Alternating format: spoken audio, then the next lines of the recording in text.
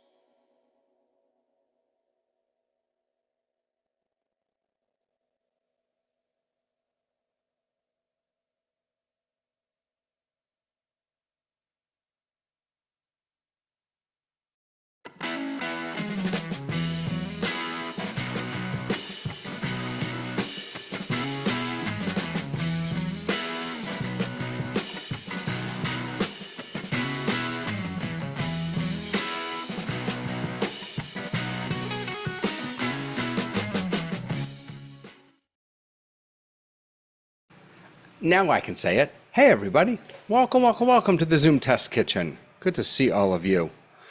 Good to see Tatiana. Hi, how you doing? I'm doing great. Happy to be here.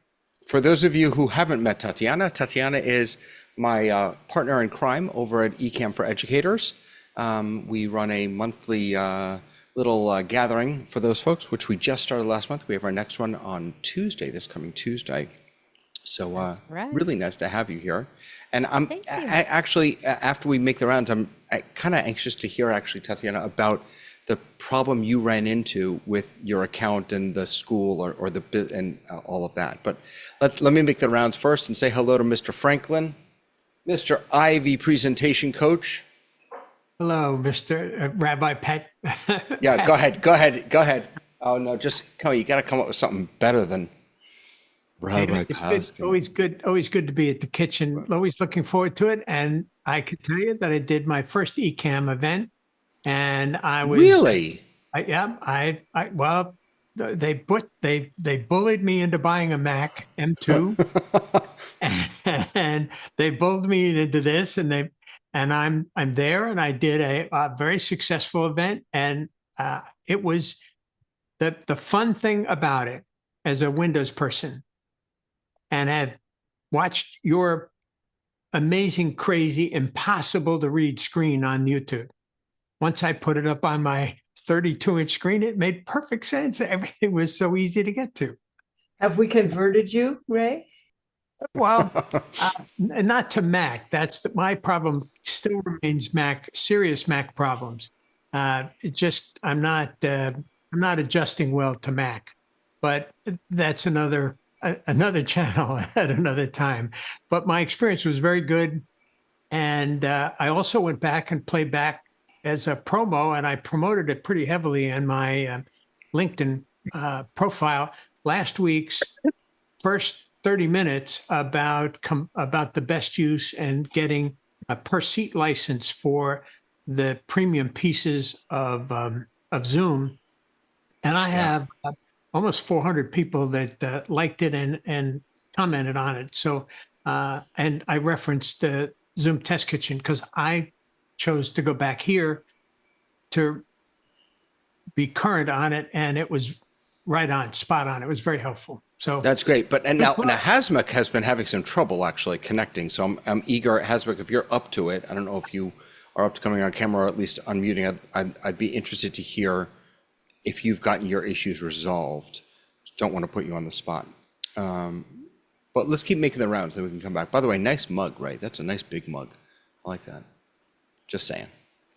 Hey, Mike, how you doing? Hey, Dave, how you doing? Doing making good. fun of me. Good. Well, you know, That is my hidden job in the, in the YouTube, That and explaining things that I don't understand. that's my job. That's your job. Good to see you. Lois, it's lovely to have you here. Hello. How are you, Lois? I am well, and I have a bone to pick with you, sir. Your Pick name is away. not Zoom Test Kitchen. Why don't you Oh, own up goodness. to your actual Oh, name? goodness gracious. You're absolutely right. I thought you had Thank a you. good to see you. Long time. You are absolutely right. We have had no air conditioning in my building, and I live in South Florida, so my brain is not where it should be. Thank you for catching that. I You appreciate could get it. one of those little beanie hats with a I fan. have a little beanie hat. No, I mean the one with the fan. The other one. Oh, you're right. I do. I need one with a fan to mount a fan on this one. Frank, how you doing, sir? I'm well. How are you? Good. I'm curious. How do you feel about post-quantum encryption? Sounds like James Bond, Quantum I- of Solace. No, it looks good. It looks like a good thing. So hopefully you can explain this. I mean, this was in the latest release notes. Support for post-quantum end-to-end encryption for meetings. Is that something you can explain? Because I don't get it at all. Only in a very superficial way. It's just a more intense, secure form of encryption. But post-quantum, what is the quantum? I mean, it is explained here a little bit. I think it has to do with quantum computing. Quantum computing, right? If you have a quantum computer, a lot of security is based on obscurity or, a number that's so hard to crack, it would take your computer super long time, like 1,000 years. Quantum computers are super powerful, so that reduces the amount of time it would take theoretically to crack. Most systems are planning for this, David, by coming out with it because it's going to be a big shift. And so I think Zoom's just trying to get ahead of it. But do people have quantum? Is that a thing? Well, You know, you remember, David, that you're you're an individual, but people are having government meetings. So imagine a state actor who wants to intercept another government official's communications. For business. Imagine you're an executive, a CEO of a multi-billion corporation. There are people who will spend the time and energy trying to hack you. They don't care about you or me because who cares Yeah. what we're talking about. But there are people who need that level of security, right? Yeah. All right. Fair enough. But It's again, very I'll easy. just add into that. But again, that's not for us minions to drop the ball on our security either. But yes, Frank is right. It's hard to get out of my bubble, our bubble maybe, and realize the multitude of different constituencies that Zoom serves, and just because post-quantum whatever doesn't apply to me, it applies to other people. All right, before we jump through any other notes, let's just Tatiana, would you be willing to share a little bit about the challenge that you shared with me, because I was interested in that. Sure. Yes. My Zoom paid account is through the university where I teach, and it restricts all apps. I've never gotten approved for anything to use within Zoom except for the timer app. This is the only one. So everything else has always been denied. I make requests, I don't even get replies back. With the eCam and Zoom integration, same thing. It won't allow the connection to happen. So it blocks permissions. So Does that mean you can't even log into Zoom through the eCam interface? Could you Correct. Not increase your to that. volume, Tatiana? It's hard to hear you. Really? I have You're the you're gain- just you're a little low. We try, if you look at the meters, we try and be somewhere near 20 to 24. Let's see. I have it set to in eCam. It's all the way up at 100, and I can't tell exactly what number it gets to, but it looks like maybe 70. And on the my Shure app, I do have the gain cranked up all the way. I mean, is it the positioning? Nobody said anything all day today. How about in the Zoom app? With You're your audio you're sync? getting there. No, you're getting there though. It's better. Let's see. It's I'm better. looking at my Shure mic and looking at my settings. plus 36 on the mic gain. So it's already, I've got it cranked up as to the max on the Kind of Shure microphone is MV that? Shure MV7. Yeah, they're known to have low gain. You can buy a cloud lifter that will give you a better signal out of them. They're known for that though. Well, I will try to talk closer to the microphone. Oh, it's I've got everything going on that I can do. I wonder if it's something within Zoom. And it is better Audience. than it was when I first. Yeah, no, you've made it better. Absolutely. Sorry, Tatiana, in any case. So you can't log into Zoom through the eCam interface is what you're saying.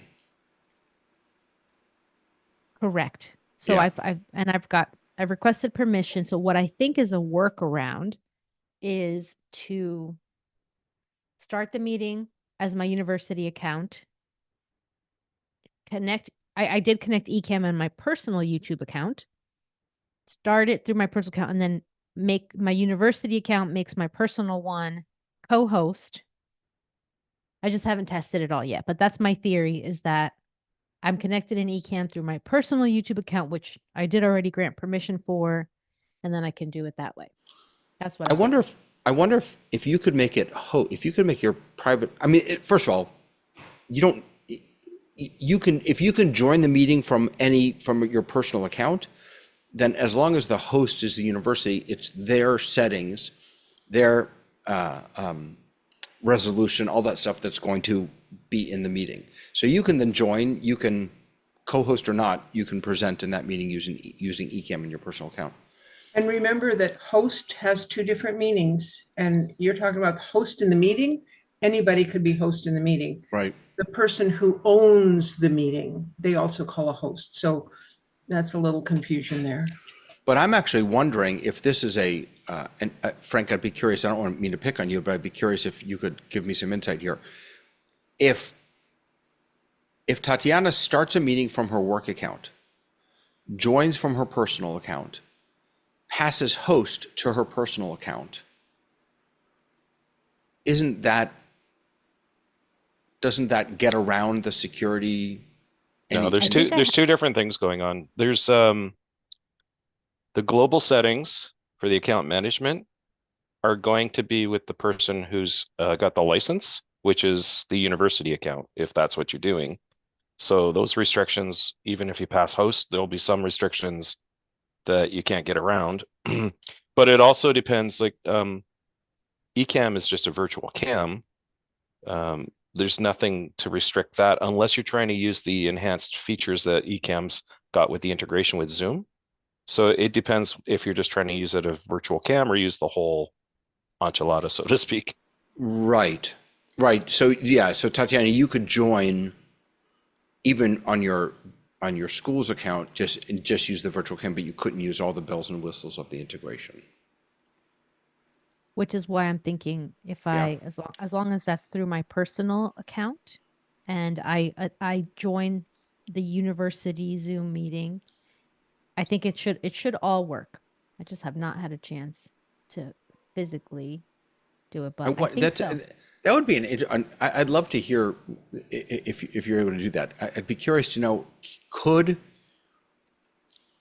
the host account limit your capacity on a personal account to join using integration and then become co-host or host of that? Again, you don't need to become co-host or host. All you need is I think if I want to live streaming or recording permission. No, all you need is live streaming or recording permissions. So are you in your personal account right now? No, I'm in the school account. Okay, gotcha. But I could leave and come back and join as my. Well, just because, I mean, you could. Well, I can. Right. So I'm host right now, so it's not a good example. I was going to show you how, if I add someone. In the way this is integrated now, if I add someone, it doesn't make me co-host or anything. It just asks for live streaming permissions. That's all it does. Or recording permissions. So you want me to leave and come back as my personal? Only if you want to test it out. It's entirely up to you. Go for it. Okay, I'll be back. Okay, bye. Bye. Hey, Ray. Hello. How you How's doing? it going? Not bad. Hasmuk, did you get your thing sorted? Are you able to unmute? I'm curious to hear if you got that sorted out. No, I haven't. I deactivated the client in ZoomISO and then launched it and logged in with the same email credentials I use that's associated with that account. But nope. So this is back to if you buy the Sessions PPA license, you get all of the liminal apps, the pro versions of those. And how do you, so when I showed it off, it was because I have multiple accounts, I assigned it to an account and then I logged in with that. Hasmuk is just on a pro account. And the question is, how do we get that to link up, right? Or the question is, does it only support business accounts?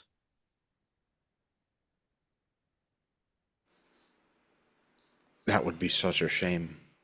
Where are we talking about sessions here? Yeah. guys? No, you can assign, how would you assign a Sessions account if you have a private if you have a pro account and you purchase a Sessions account, do you need to do anything to link those two, to link the sessions to your email or to link your Yeah. email to that hub? Did you You create do the that- hub, Hasmuk? No. What I did is I went into my pro account and under users to the email address that I use to log into Zoom. And underneath there was an option to associate the sessions account. So Zoom recognized that I have a sessions account and it needed me to associate that with one of the users. Since I'm the only user, I associated it to my email. Did it have you But- create a hub? No, I haven't. So there was something about having to create a hub. Okay. The hub is there. You got It is there? a paper attendee, and I believe once you get a paper attendee license, I believe it creates a default hub, but then you can create as many other hubs with a paper attendee license as you want. So one is there, but Yeah. you don't really have to do anything with it.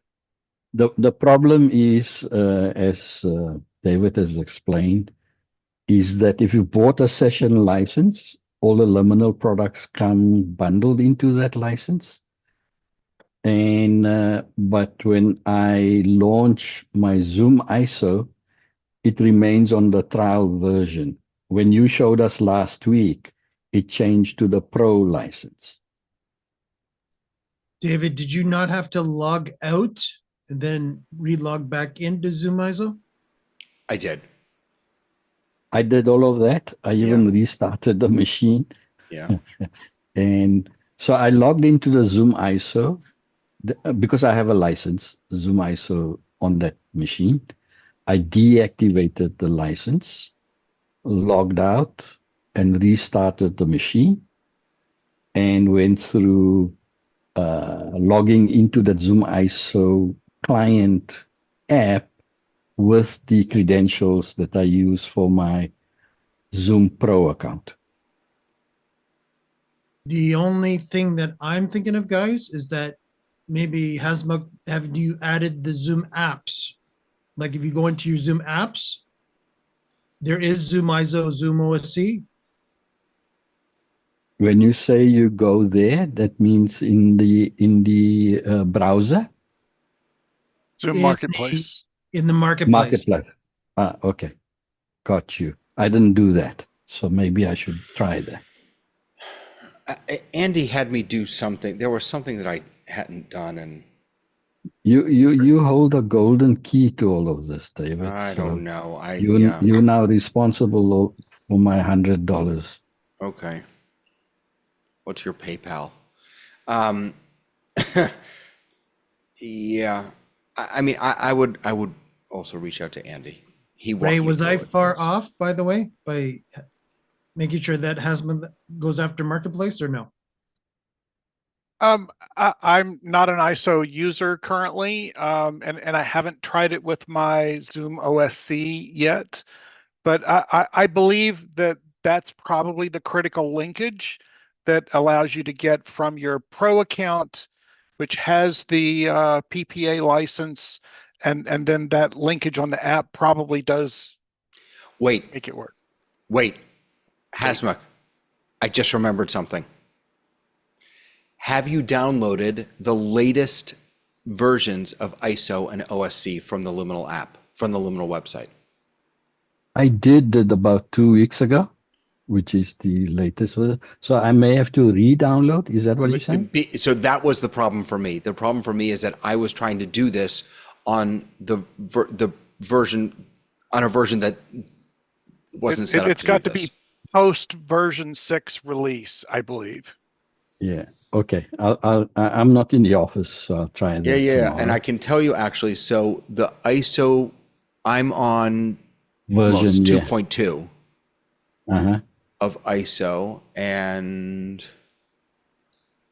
let me see. I believe that's the version I have as well. Maybe I have 2.1. Who knows? So 2.2 is ISO and 4.4 is OSC. Those are the two that you want. Okay. Oh my goodness. Tatiana, if you want to, feel free to grab some feeds and see if, Yes, play all right. around. So yeah, and I have here. Let's see, I in my Zoom panel inside of Ecamm, I do see everyone's camera angles with the option to click add. So David, I'm going to click add on yours. Sure. Live streaming capture mode. All Zoom meeting participants will receive a message that the meeting is being live streamed, even if you're not live streaming. Say add camera. So now I got the request over here. Mm-hmm. I'll give you permission. So that's all you need. But what your school may do is it may not allow live streaming, or it may not allow local recording. So that's where this wouldn't work. It does. It does allow local recording, so I know that. So you would have to use the record permissions then, presumably. And it has notified us that you are streaming. Yeah. Yes, great. There may Thank still be, I don't know, I mean, there may still be some other setting that Frank can illuminate us about that wouldn't allow you to do this, but it's really just either live streaming permissions or record permissions, one of the two. For any of the tools, Mimo, So now Ecamm. I can There add you are. Yeah, Can add you here. that's quite And then disturbing. it's like Mike gave me permission too, so put Mike over here. I'm in a we can phone. Fix the details later and everything, but Hey, wait, So but wait, can we just, so I'm curious, not to me, but to everyone else, is the delay really awful? It looks pretty awful to me. It's bad enough that the lips don't match the sound. Yeah. It's far It- enough off that If it I is cover you with his hand, yeah. Yeah, that's the fatal flaw with any of these. The only thing that does this really well is Broadcast Studio. Yeah.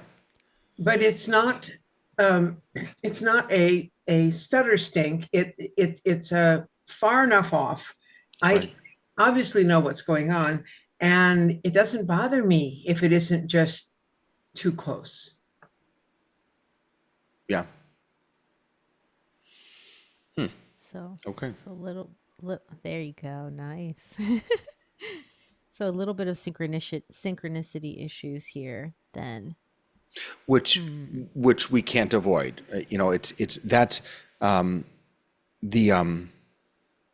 This is a great example of physics, right? So you've got, why is this not connecting?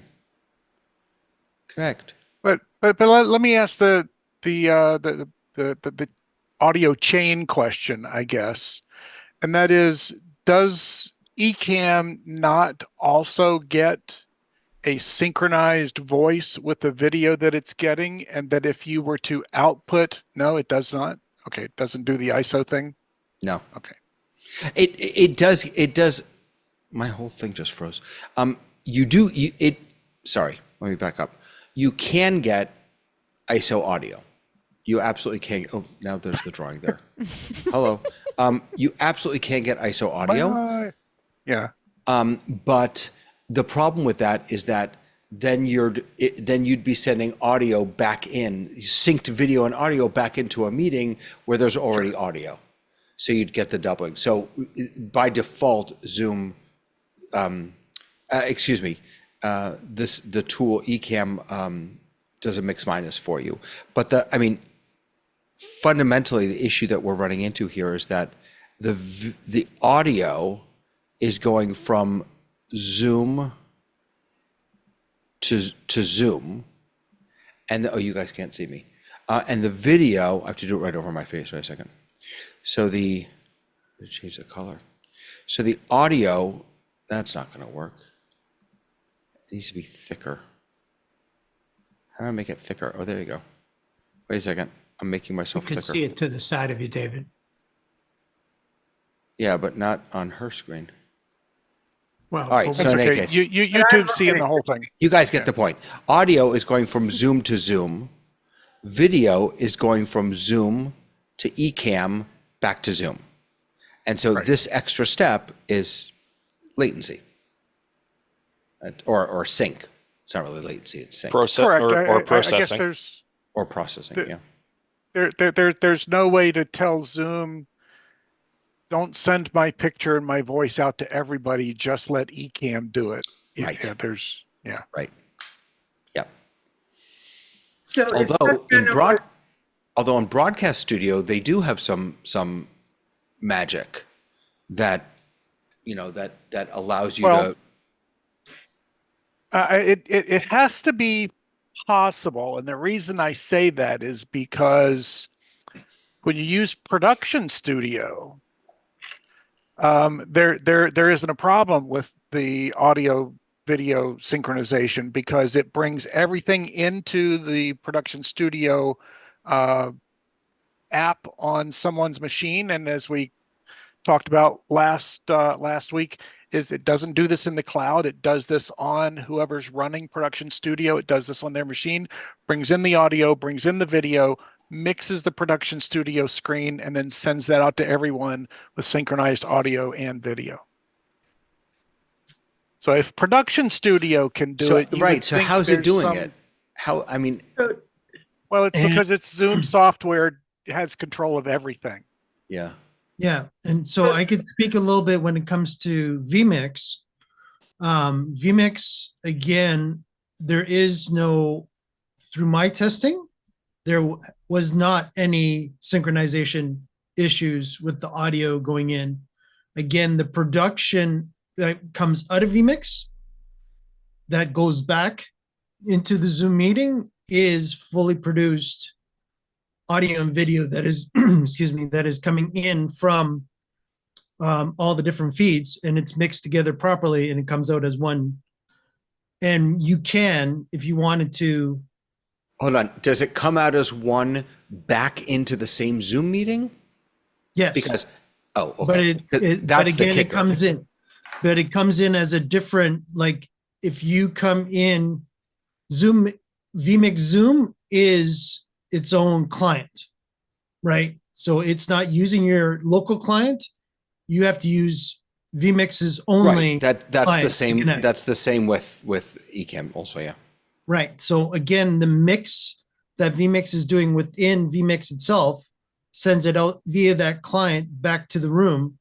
Everything does stay in sync, because if it didn't, there'd be a lot more uproar in the vMix forums at this particular point. And I've not seen any complaints since my beta testing, during the beta testing, when I was doing the beta test of vMix before they launched. So I haven't seen that problem since. I'm not entirely sure that that's 100%, only because a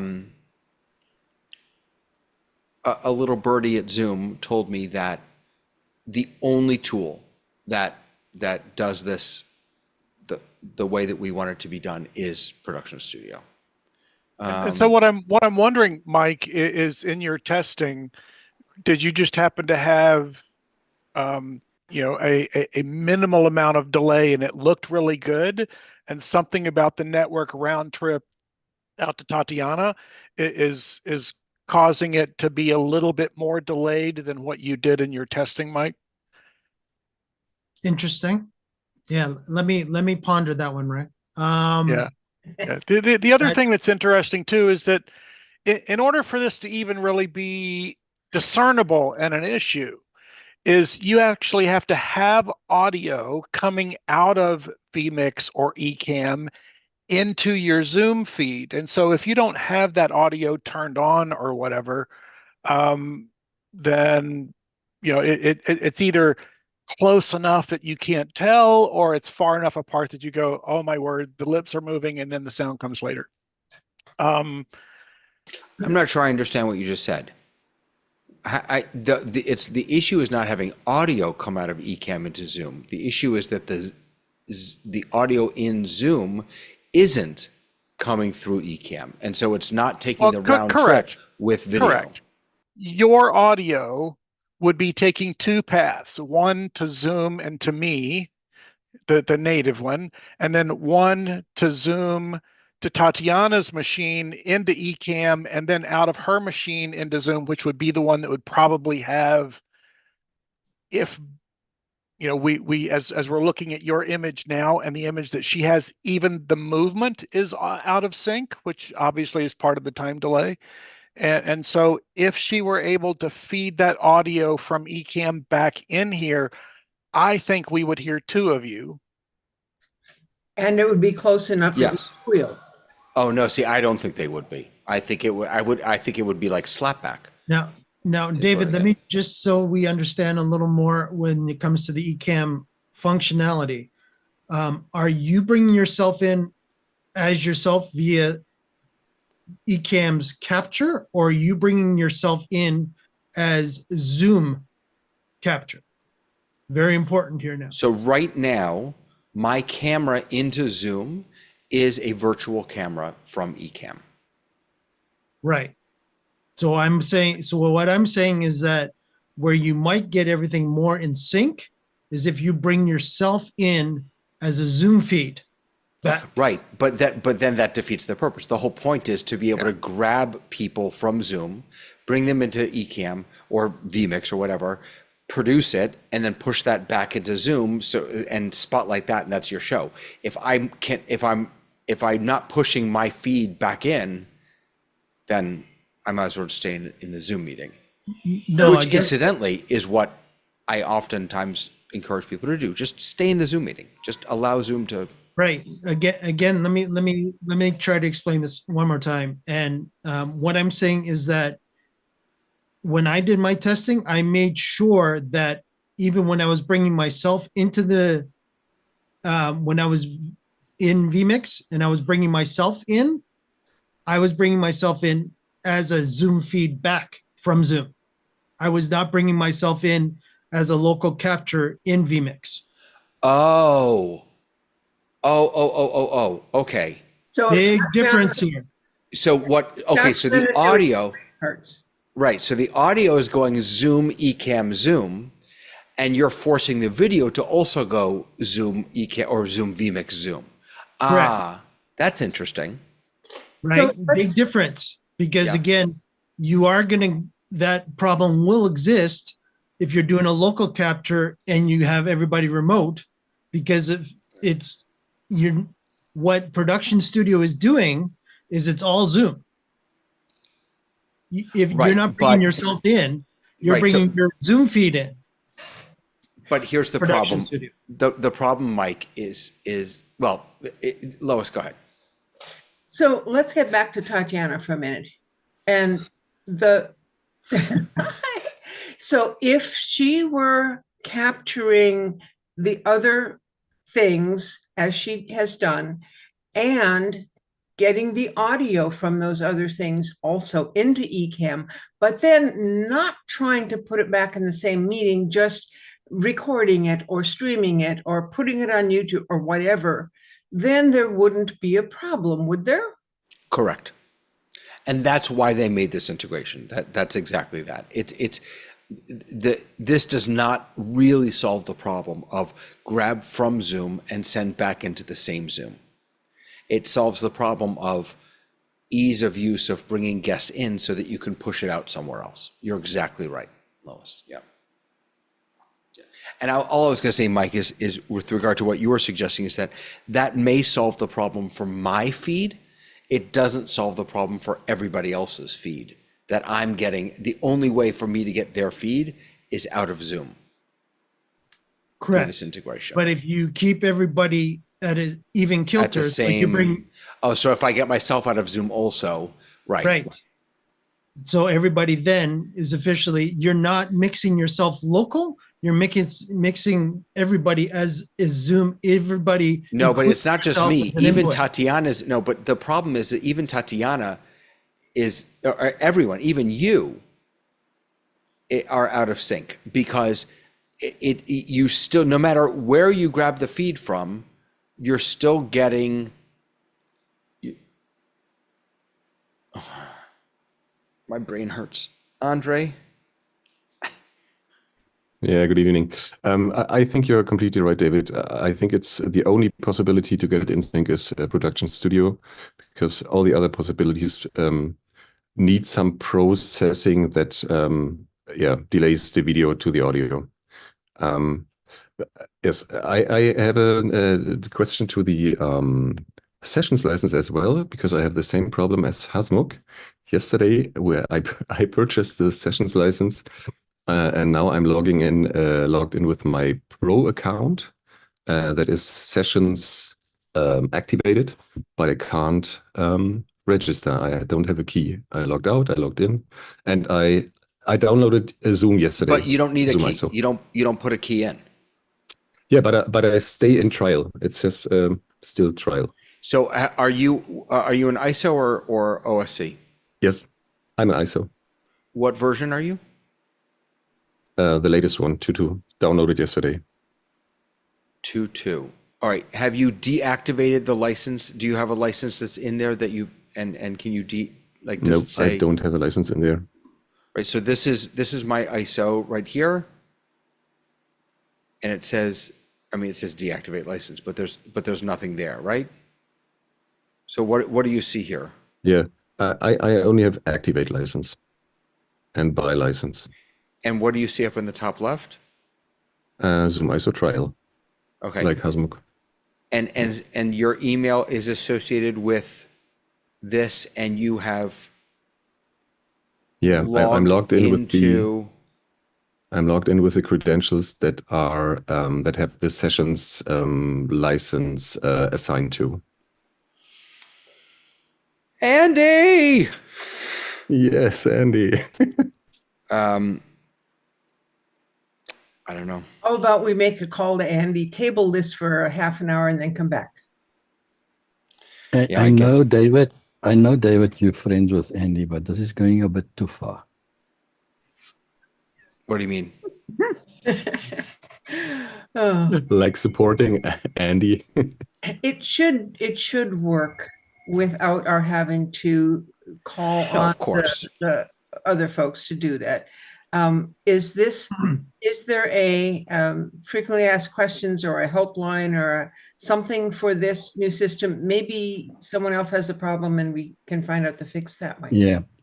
Like Andrea, I also downloaded 2.2, David, and it still gives the same problem. I need that suggestion of the marketplace. I'm not sure if I need to do that as well. So I'm going to try and do that. Yeah, Andre, I would suggest taking a look into the marketplace as well and make sure that you do have those apps enabled. Where do I find the marketplace? Frank, marketplace.zoom.com, I think. If it's your own account, the marketplace is in the admin section near the bottom, near integrations. There's a link to it there. So in the back end of the admin account. Yeah, that's one way to get to it. Yeah. Thank you. I'm gonna try this. Does anyone know how to force restart an iPhone? Oh, they changed it. Go. Press and hold. Depends which one you have, but I just press and hold these two The down or the up button? up. Yeah, see, I'm doing that. So there's something weird going on with my phone. It's down for me. It's the down button and the power button. Like it's about to. It's definitely up or maybe it's both, because when I press the up Depends what version of button and iOS the you're on, I power think. button. It's For me, gonna it's- call emergency. I can't. Yeah, like, but the very top thing is slide to power off. No, but I can't see it. Like, look up. My phone is Oh, all. that's Wait, weird. how? The bottom. Check this. The, No, the, but check. Look at my phone. Like everything's like huge. I can't move anything.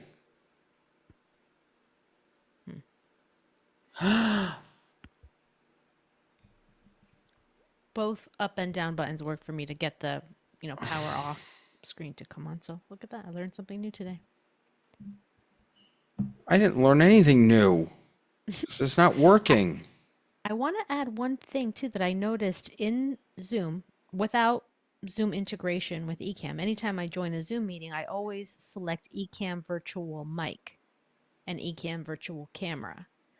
The Ecamm virtual cam is there, but the Ecamm virtual mic is not.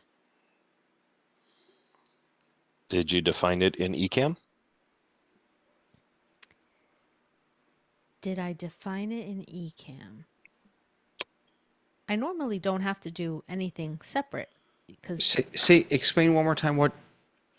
you know how when you join a Zoom meeting, Yeah. you normally select Ecamm virtual camera and then Ecamm virtual mic for the audio. Okay. So video is no problem. It says Ecamm virtual cam, but my audio does not have Ecamm virtual Right. mic Are you as using an the option. beta? Yes, because that's the Yeah. only way to use Zoom integration, right? Is through the beta. Right. Yeah. So it doesn't unless you turn on. Here, I can show you. I'm really like concerned about my phone. Okay. Let me show you here. In your here, let me turn it up. Preferences. Yeah. So there are two different settings in here. There's Zoom audio processing enabled. So that yours probably says disabled. I'm in the I'm in preferences. Which tab? Ecamm Live preference, the Zoom preferences. Zoom. Okay, good. I'm here. So yours probably says disabled there, right? It does say disabled. Yep. And then at the bottom where it says manual audio mode, that probably is not checked, correct? Correct. Correct. So what you've done is you've told Ecamm, you just handle everything. So you can click any audio source you want, and it's not going to matter. Your selection of audio sources in Zoom is disabled. Ecamm is doing it all for you. So I don't need to select Ecamm virtual. You don't have to mic select like I anything. You don't normally even do, you don't have to select anything. because I typically would, but But you don't have to. okay. It does it all for unless you change those two settings. Ecamm does it all for you at this point. And you guys will still be able to hear all of my sound effects. Like, did you just hear glockenspiel? Okay. Yes, and it turns on original audio for you by default. Also. Yeah, I did notice that. I saw that original sound for musician is turned on. I was like, Yeah. oh, I didn't have to do that. In this implementation, unless you disable all of this, Ecamm it automatically, not only does it enable original audio on the back end, it turns it on in every meeting, and you cannot toggle it off, and it automatically chooses your in and out, your speaker in and out of Zoom. You don't have to, and again, you can change that all you want. It doesn't matter. Those settings are effectively disabled. Okay. And I see, let's see, Ray mentioned about the mic delay feature. I think that's what he's pointing to in the image. I actually tried that while David was talking live, and I put it all the way up from like -2 to +22, and it didn't change anything. I did want to see if the mic delay feature would give it a try. The only suggestion that might, and what Ray was talking about, which I just texted it back to him in chat too, was that sync may be related to your video and audio locally going in a sync. And that's very similar to how we had to actually make sure our HDMI ports on our ATEM, Blackmagic ATEM models, we had to modify the sync and audio. If your camera, if you're not using USB, if you're using a DSLR or any pro cameras, you have to make sure that your video and audio sync up, because audio is being brought in one way and video is being brought in another way. That may be related to that, but I don't know Ecamm enough. for that. When I talk to you guys right now, do I appear like I'm in a Japanese movie? Meaning out of sync? No. Okay. Okay, so I'm not out of sync, but when I bring you guys in, that's when the unsyncing happens. Right. And what I explained to David was that it might be better for you, instead of you using yourself as an input in Ecamm, but for you to actually use yourself coming back from Zoom as an input. So that would then at least sync up you plus however many people together. And again, it's Lois and David are right, but if this was not in Zoom, then of course everything would be in sync. But it's because you're coming back into Zoom, that's where a lot of the problems are arising. Guys, So that would just mean that she would be doing the same funny mouth thing as the other two. It wouldn't make it better. It would just make it more consistent on her end. Because she's not putting any audio to us from those captured videos. Right. But in the true reasoning for using the Zoom integration, in my mind, is to be able to bring in multiple people from a Zoom meeting, and then be able to, if you want to put that back into that meeting, that's fine. But again, you would not mute. Would it always be, everybody would be then out of sync? Yes, compared to the local Zoom meeting. But again, if she brought herself in, plus David and I, as she had us before, all in as Zoom inputs, not her local input plus two Zoom inputs, then all three of us would be in sync, as long as she was the only one spotlit at that point. I have a suggestion. On June 6th, I think it's the 6th, that's a Friday, the Ecamm folks are actually going to be here in the kitchen with us. Well, let's save all this till then. Let's ask them. And if we can get the vMix folks to come, that would be amazing too, to talk about their integration. That would be fantastic. By the way, if anyone's curious, just real quick update. Lois. Hold on, just so everyone knows, here's how you restart your iPhone if you can't get that little slider.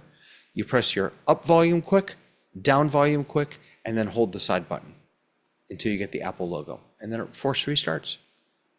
I got my phone back. Lois. Up volume quick, down volume click, hold the power button. You're right, that works. Yeah. Okay, so I was triggered by something somebody else said, and I realized that I have never fixed this thing in Zoom that has bothered me for a long time.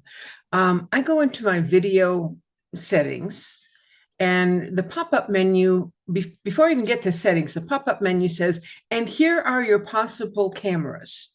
And there are things in there that I don't want to deal with. NDI, I used NDI one day trying it out. I have no idea how to get rid of this so it's no longer in my list. So how do I get rid of extraneous cameras that I don't want to choose from? Oh, Frank, you're going to do it, aren't you? I will speak from a Windows side, is that Mac. uninstall NDI. Pardon? From Windows, you would uninstall the actual NDI software that you installed, uninstall that, because you probably have 4 virtual NDI cameras. So there's got to be a way in Zoom to not have No, camera listed. not in Zoom. It's a OS thing. You have to go into your Mac OS to remove devices that you don't want to see, because Zoom will only pick up what's in the system. Yeah, so And it picks up everything in the system. Now I see right? Ray is talking, but I can't hear what you're saying, Ray Harwood. Ray, Oh, you we still can't hear you, Ray. can't hear you, Ray. That's weird. Oh, he figured it out. Now you've turned yourself off. By the way, while we're waiting, Andre, just check your chat there. I sent you something. I Yeah, told so him he had a volume problem, so he fixed it by muting himself. control access to the camera on Mac. No. Okay, is this better? Yeah, Yes, Ray. there you go. Yep. Go ahead, Ray. I restarted my vmix and it lost track of my headset. So yeah, I think we covered it. Hasmuck said that, you know, it'll get some of the cameras, and the reality is it'll grab all of the cameras. I've actually put in a feature request some time ago, and I'm going to put another one back in to give us somewhere a menu to check the ones that we want to show and uncheck the ones that we don't want to show, to be able to have some control over that. Mhm. That would be nice. It would be really nice if I could just have the two cameras that I want to have accessible to, and they toggle back and forth. It's like if you give someone camera control and they can go next camera. Well, okay, then you have to toggle a whole bunch of times before you get back to the one that, you know, I want to have Right. two things that I can go between the two. And it doesn't mean that I need to destroy some program. I just don't want it listed. Okay. And Rand, Frank has put in the chat where you can find, I guess, is that what that is, Frank? Where you can find your cameras? Check the below path to see if the cameras are there. All right. Let's copy this. I don't even really know how to do this. We're going to go to library. Let me pull this up. Hold on a second. Get rid of Frank, that. is this not part of the global settings in that folder? let's see what Andre has to say about this. Yes, can you hear me? Okay. So in the meantime, I found out that if you have a business account and log in, you get a Pro ZoomISO. If you have a Pro account and log in, you don't get a ZoomISO Pro. You stay on the trial. So this seems to be misled by Andy or whoever. That's a real problem. I want my that's a $100. real bummer. I'm PayPaling it to you right now. That's a real problem. Yeah, I think I'm gonna ask Andy about this in Discord, and maybe he can explain better. Thanks, Andre. Oh my goodness. Wow, Yeah, wow, you're wow, wow, welcome. wow. Because look at this. It says, I mean, it never says it. That's just not here. Liminal apps are now included in the Zoom Events platform. Together, the Liminal apps create a professional Latest Liminal app updates enable full license activation when signed in with a hub host Zoom account. Yeah, so maybe there have to be some additional steps to get this with the Pro as well, but I don't know. Oh my Yeah, and goodness. again, yeah, by default, Ray, correct me if I'm wrong, as you get a host hub account with sessions, correct? So Yes. yeah, so that's an oopsie somewhere. Yeah. There's probably an OP flag somewhere that has to be set to turn that on. But yeah, I'm gonna send a team chat over to my technical guy and go, hey, can you help?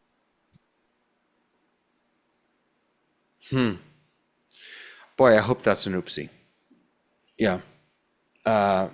Or else I'm in. Me too. Or else I'm going to owe. I know at least two people on this call $100 each. I'm not sure how many other people I've told about this. Wow. David, there was a couple of YouTube comments. Yes. Memo Live guys, absolutely 100%. You know, I've been watching the interviews that Alex has been doing. He's done, I think, 2 of them now, maybe more. He's using Memo Live with the Zoom integration, I believe, and it's just slick. It looks so good. Really, really. I have no idea what it's like to work on the back end, but it just the production value is fantastic.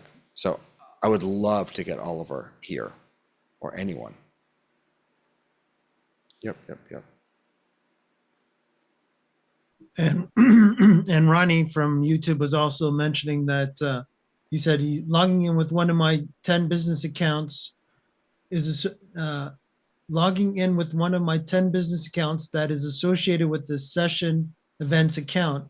The pro versions will be enabled for the following version, and that was 2.2 and 4.4, which is what David you're talking about. Yeah, but I wonder if what he means by that is for the following version, not the following versions, meaning maybe they're not, maybe those pro, maybe we have to wait for 2.3 or 2.2.1 or, you know, whatever the next version is. Yes, and Frank, thank you. I actually did follow that path that you put. Let me see if I can pull that up. Yeah, so here is, can you explain, I don't really understand what this is though. Can you explain what this is? It's a list of the cameras that you can remove. They're cached, so they may not be available anymore. Will removing that thing that ends in .plugin kill something? Well, if you're not using that camera anymore, it'll get rid of that camera. But if you're And if using I that camera and you plug it back in, it'll detect it again. But So these if I are, turned on OBS, it would regenerate that thing? Yeah. Okay, thank you. but these Your are, hardware sorry, go ahead. No, your hardware communicates with your operating system. So if you remove something and it's no longer known, and then you plug in a new device, it's gonna know about it again, right? But these are virtual cameras. That's right. That's what I'm trying to get rid of, virtual cameras. Okay. It depends on the software, whether the software only installs it during installation or whether the software looks for it every time that it cranks up and reinstalls it if it's not there. That's software dependent. Oh, okay. So there'd be no reason for me to very carefully take these little files and tuck them away someplace else on the computer, just in case I had to put them back. It's always a good idea, but you can just rename, you could copy them or drag them to a different folder and rename them. All right, I'm going to set up a temp folder right now. Yeah. And we can get rid of all of them if you're still using some of them. I'll only delete the ones that I don't want to have there. Mike is, Robert rather, just did a 2-day hybrid event with Mimo Live with interpretation, Zoom Mimo Live without ATEM switches. It's fantastic. Really fantastic. Oh, you know what I didn't do? I should have done that because I can put these up on my screen now because of the integration. Can I ask you a question? Yeah. I was sort of listening and sort of not listening because I was reading something else. Did you say on a certain date something about Ecamm? Are you saying they're coming here? June 6th, they're going to come. Oh, awesome. That's what I thought you said, but I wasn't sure. That's great. And you know, I didn't ask, but now that you're saying that, you're reminding me, I'm going to ask them to bring a discount for us. The other thing, I'm going to be greedy here for a second.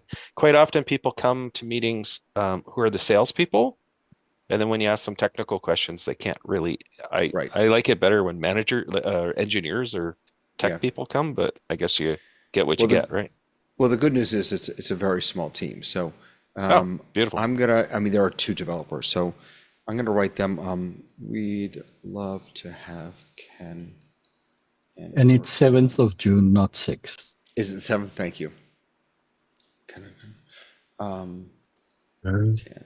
I was thinking earlier, like it would have been great to have someone here to answer the questions about the delay when you process the audio versus the video and how they handle that compared to. I will say it's so much of this is dependent on Zoom. So much of this is Zoom that Ecamm is just kind of wrapping around it. That in some ways, I think a lot of those answers will actually be better answered by a Zoom person. Yeah, but they went to the trouble of putting a delay in, like you showed us that they have a delay, so they acknowledge Right. and they're understanding that well, audio is they've had easier to that process forever. than video. Right. Right. So I mean, you're always going to pay a processing tax on video more than you're going to pay it on audio. So usually audio arrives before video when you have these kind of sync issues. Yep. All right. I just asked for one of the twins, because they're twins who are the developers, and so we could have a discount to give everyone. So we'll see what they say. All right. Andre, do me a favor. If you find out anything more about the pro versus business, can you keep us posted? That's a thing. Oh, yeah, I see. I had my mic open all the time.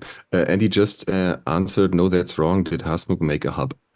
So there seems to it's be wrong. some possibility. Okay. I gonna ask him now how to get this working. Okay, good. So we're wrong, and we're just doing something wrong. So you have to make a hub. Is that what Andy is saying? I don't. Yeah, seems to. Right. Seems I to. will say I didn't make a hub. I did edit my hub. I went in and I gave it a name and garbage like that. I don't remember creating a hub though. You already had a hub. Because as Frank said, I think it just makes one by default. If I go into events.zoom.us, let's see here. Let me try and get myself logged in so we can check this out. Andy's going to come. He will lead us through. Really? Yep. Can we just, like, how lucky are we? How lucky are we? Yeah. I mean, honest to Cool. honest to David, goodness. David, I really was impressed by your connections, but you've just been upped by an I know. And here he is. What are we going to do to thank Andy? I mean, Oh he's my gosh. so generous and so nice. Andy, we're buying you dinner or something. I don't know. Like, As he ran away from his camera. I'll bring my wife to Washington to cook for him. Or in there San you Francisco. go. Yeah, there we go. Right? That's Personal worth it. chef. Oh my goodness. Hello, everybody. Hey, Andy. I don't mean to interrupt you, but I heard I might be able to help. So. It seems that the issue is, for whatever reason, I'm on business account. I had no problem. Well, I mean, I had some problem, but you helped me because I had to upgrade my version. Someone else has a business account. It's working for them. And we have two people with pro accounts. And for some reason, it's not connecting. All right. Have you created a hub? Nope, we didn't. And I don't know how.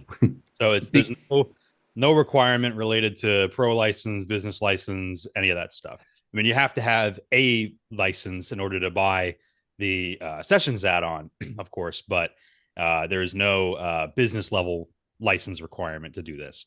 What you do need to do is you need to actually go to events.zoom.us and complete the thing that will pop up right away, which is create a hub. You have to give it a name. And once you've done that, you're officially allocated the license. And then in the back end, it will see that as a hub host. Because right now you're a license holder, but not a hub host. And because there's no hub, so there's no hub to be a host on. Once you create the hub and then you associate your email and Andre's email with that hub, then you can log in and then the licenses will activate. Andy, is the hub something that has a purpose other than just this new thing that you're talking about? Oh yeah, this is this add-on of the hub is I'd say maybe a tertiary use case of the hub. The hub exists for many different purposes, and primarily it has to do with this idea that there may be multiple people who need to have access to the features of the Zoom Events platform who are not the admin account. So you would not, for example, want to share the admin account that owns the Zoom Events license with multiple different teams and users at the same time. You wouldn't share credentials, right? We try to avoid that with Zoom. So the idea of a hub is that, let's say you need somebody from the events team, somebody from the marketing team, somebody from the production team to have access to the features of the Zoom Events platform.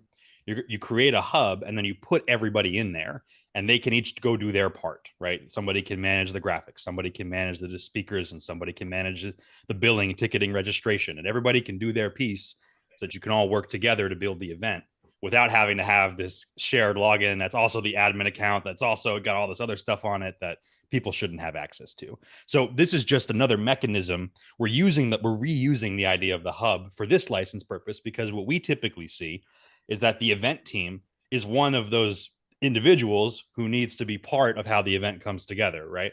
So we don't expect the frontline event producer to be the one that has necessarily the admin account for the entire organization, but they should be able to get on the hub.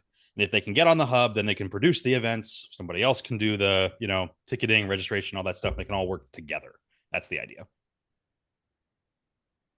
So Andy, sorry, yeah. Go ahead, Andre. Go ahead, Andre. I think you're going to ask the same question. I have to do this in the account owner, the main account owner, right? That's right. The hub. The first time you do this, the account that has the license needs to create the hub. That's who we call the hub owner. Then the hub owner can create additional hub hosts who are other members of the same account who have access to the hub. And the number of hub hosts that you can have is a function of the license that you purchased. If you bought a PPA, I think there's quite a few that you can have. I think it's actually unlimited. Thank you. Maybe on a PPA, or maybe the number of hubs is unlimited. I don't know. Maybe I'd have to double check. Yeah. The number of hubs is unlimited. I know that the other thing that Andy might also kind of be referencing is once you create an event, you can create co-editors who can go in and make all the changes there. And in a PPA account, the number of co-editors is 20. So you can actually have, for my New Zealand event, I had all of those people, volunteers, 8 to 10 of them, basically going in and creating the speakers and creating the information for each of the sessions and that sort of stuff. Now, an important distinction between a hub host and a co-editor is what account do they have to be on. A co-editor can be from an external account, but a hub host has to be on the same account that owns the license. So we have not expanded the hub access from the liminal platform to co-editors. So you have to be a hub host or a hub owner. If you're the co-editor role can be from outside your organization, and while they can still access some of the features of the hub, liminal app inclusion is not one of them. So you have to be hub owner or hub host and not co-editor. So Andy, you came here to help us dummies. So how do I log into my sessions account? Okay, so what you want to do is go to events.zoom.us, and you want to be signing in with the account that you bought the license on.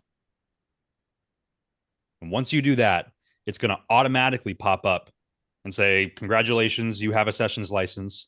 Let's create your first hub. It's going to ask you a couple of questions, name and things like that. Once you do that, that account's now a hub owner, and that account will be able to log in. But if you have other people on your team who need to have access to the apps, you have to go to the team section on the left-hand side and create additional hub hosts, and then they'll have access as well. Yeah, no problem. Yep, not tied to pro or business. Just a funny coincidence that I think David had created a hub and had a business license, and you guys had the pro account and hadn't created the hub yet. So just a coincidence. We're so happy, and thank you for your time, Andy. That's pretty no problem gross. at all. Yeah, no, easy. It's one of those things that I'm running around today. I just actually walked into the office and I had left this playing, and I sent Dre's message. I'm like, oh no, probably easier to explain than to write it. But yeah, hope that helps. Amazing. Helps a lot. Coming, Andy. Have a lovely rest of the day, Andy. Yeah, no problem. And please ping me if that doesn't work or for any reason you need more help. I'm happy to. You got it. No, this is a new thing, so the questions about it, I'm happy to help make that ease over. Amazing. Thank you, sir. Yep. Thank you, sir. Andre, now that he's gone, can I ask you? I went to event Zoom US, and when you go there, it gives me my account on the left-hand side, and when you click on it, it says my account is mobilearn.africa, and it says mobilearn.africa's hub, and it says my hub. Correct. Does that Yeah, mean I already same for have me. a hub? Yes. So that's your hub. So you can rename it, you can set it all up, and then you assign it to whichever account is you want to use it. Assign the hub. Uh-huh. Okay. So here's So the hub should be assigned already to the person who owns the account. By default, that first hub belongs to the person who has the Zoom events license. And as Andy was mentioning, you can assign other people to also be owners within the hub on your account. But like me, I'm the only guy on my account. So who am I going to add? So that should be fine the way it is. So here's, if you want to, I don't know if you want to take a look. So this is, here I am in, let me go back. So this is where you sort of land. Sorry.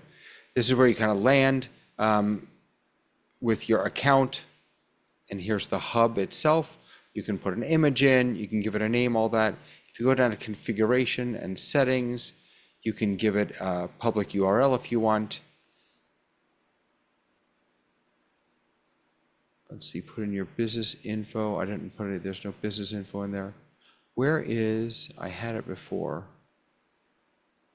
Well, up here is where it says my role account admin. But where does it say? Team, here it is, it's under team. So, right, here it is, add hosts. So this is where it is. So if you want to give it to you probably want to check this anyway, but if you want to give it to another account, you go into team, you add hosts, put that in there, they'll get an email, they'll have to accept it, and then they'll show up here. And then they become a hub host.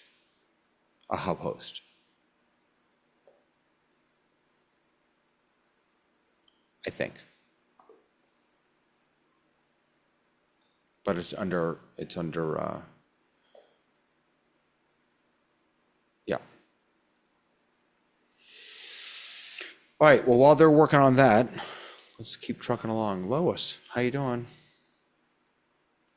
Okay, so I followed instructions. I went to DAL, deleted, got rid of those plugins, moved them to someplace called temporary.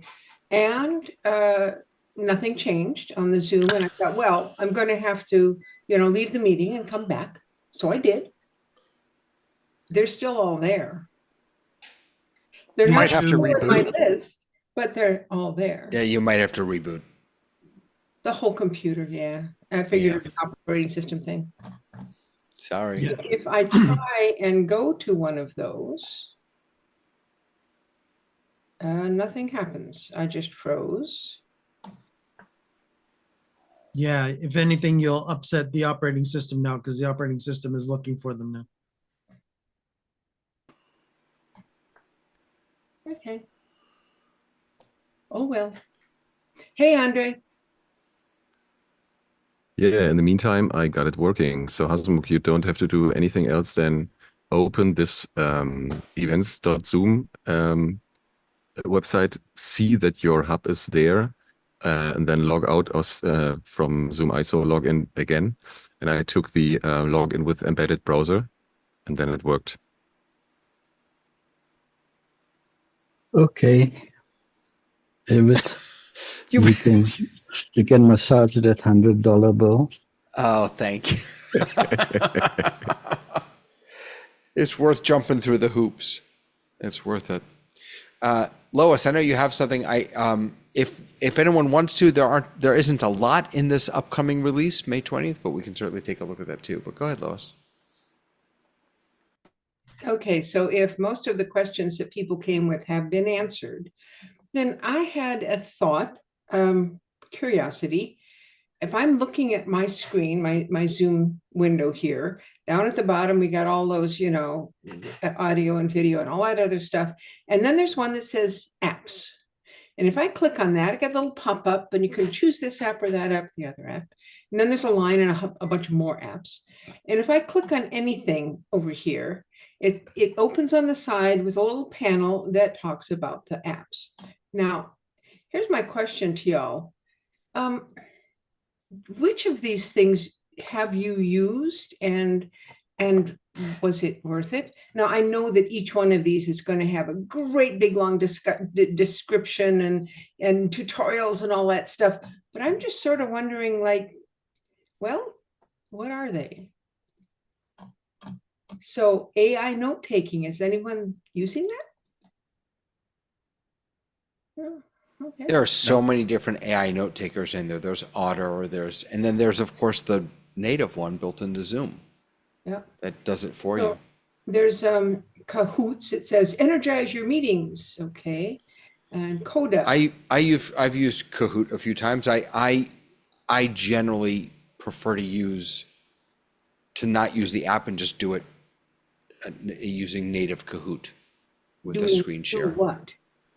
So Kahoot is an interactive game type of thing. So people scan a QR code or they just pop it in on their phone and then they can play along a game. But the integration of Kahoot into Zoom, as far as I can tell, is essentially just it's a built-in screen share. Like it's no different than screen sharing. So. Okay. Well, I'm not going to go through all these because there's zillions of them. But there's Hasmukh has something going on. Is that your Cahoots? He got it. Okay. He got it. So it's Thank you. Thank you, everybody. Energize your meeting. Yes. Okay. All right. Anybody else got any that they use all the time? I do. Go ahead. Yeah, the three that I use, and again, it's been recommended from us here at the Zoom Test Kitchen, is the live streaming one, the live streaming app, the remote settings one, which is the one that we played with, where it allows you to do remote settings of other people that are connected via the Zoom meeting, and the virtual backgrounds. I did try, when it did come out, the SPX graphics for Zoom, but I haven't been using that one as much. But those are my top three. Mike, you said virtual backgrounds, but I thought that was built into Zoom. Is this a different thing? It is, where it actually will allow you to, it gives you a bigger selection of virtual backgrounds above and beyond the ones that are defaulted in the client. Okay. How But about it's you? also, isn't it also forces everybody to use the same? I thought that was part of that. Yeah, it uploads it to all the participants, I think. Right. Somehow. Yeah, that's its principal use. And don't use it. How about you, Frank? Me? Yeah. Yeah. So what I wanted to say about this is the way I conceptualize this, and I hopefully it'll be useful to you, is Zoom makes a public API, an advanced programming interface, and they also put out their software development kit, SDK. And what happens is companies can choose to leverage Zoom's technology to enhance their own software. So, there's lots and lots of software out there. If a company wants to and thinks it makes sense to have some kind of tie-in to Zoom, they can make these things. And then they can go through sort of an approval process with Zoom. And there's some standards that Zoom insists upon, but it's a little bit of a Wild West as well. So Zoom makes their own, and those ones I trust. The ones that Zoom makes, I trust, and they have lots. They don't have lots, but they have some, and they give you additional functionality. But the ones that are not Zoom made, you have to evaluate each of them individually and say, does this make sense for me to use? And what benefits does it give and what risks does it give? So for a lot of them, you're making an agreement, not with Zoom, you're making an agreement with a company that made that marketplace application, and there'll be terms of use. And the terms of use might say that we're allowed to capture all of the email addresses of the participants in the meeting. We're allowed to capture the chat. We're allowed to capture your pictures. From a privacy perspective, if privacy is something that you have to safeguard because it's a responsibility from a legal point of view or just morally, you may want to read what each of these apps captures. Some of them have you're agreeing to sell third party to, they can sell the content they capture from the meeting to other third parties. They can also maybe go through your Zoom contacts. So I'm not saying all of them are bad. I'm just saying be careful, evaluate each one and see if it makes sense for you. But they're tie-ins to other software. So there's lots of kinds of software. And if companies think, oh, we could have a Zoom component in our software, a tie-in, then they can make them because Zoom makes the SDK and the API available to anyone who basically wants to make a tie-in with Zoom software. It sounds like I would agree with you. I would trust something made by Zoom. But when I look at the list, it doesn't tell me in the list which is what. But if I click on one, like I click on the one that says virtual backgrounds, and then in the side panel, it says virtual backgrounds by Zoom. So there you go. That one's by Zoom. So thank you. There's a whole website. If you go to Zoom, if you Google Zoom Marketplace, there's a website with a search bar and categories and descriptions, and you can spend hours looking at all the different software that's in there that has a Zoom tie-in, and you can see if any of them are interesting to you. But I would be cautious about turning on 72 of them if you have stringent requirements for security or privacy. Thank you. Ray, what about you? I use a couple. Some of them you have to have a subscription with the provider in order to make full access of them. And there's a company called Blue Sky Apps that I do have a subscription for. And they have a thing called Attendance Taker, which if you just launch it at the beginning of the meeting, it keeps tabs on who comes and who goes during the meeting so that if you need to know for training purposes or whatever, did they actually attend and how long did they attend? It does a pretty good job with that. One of the Zoom apps is called Group Photo that I've used in a number of my meeting type sessions where the host activates this app and clicks a button and everyone who is participating who has their camera on gets a little pop-up that says, would you like your picture to be taken? And when they click yes, it takes their picture and it adds them to a group photo. So you're actually able to, rather than taking a screenshot, let's say you've got 100 people attending, you don't have to take one screenshot with 49 people and another screenshot with 49 people. You can actually let everybody contribute their picture or decide not to, and then make the group photo out of it, which is kind of cool. I think we've already mentioned, go ahead. Does that group photo have names attached or just pictures? It depends. I don't think it has names attached. It's just pictures. Yeah. We talked about the live streaming app. The other one that I like is Zoom has a music app so that you can go through and pick some music if you want to play in the background, and it's not copyrighted so that wherever it ends up you're okay to use it. Blue Sky also has a music player as well. Stream Alive, who I think we've talked a little bit about, they've got a couple of interactive features. And so they have, I think as David was mentioning, it's just a screen share app that really helps you. And then a couple of timer apps and that sort of thing that I've tried out that are kind of neat for meetings. If you want to just have a timer up for 2 minutes, you got 2 minutes to speak and it shows them how much time they have. There's a couple that I use. Thank you. Anybody else want to weigh in on this one?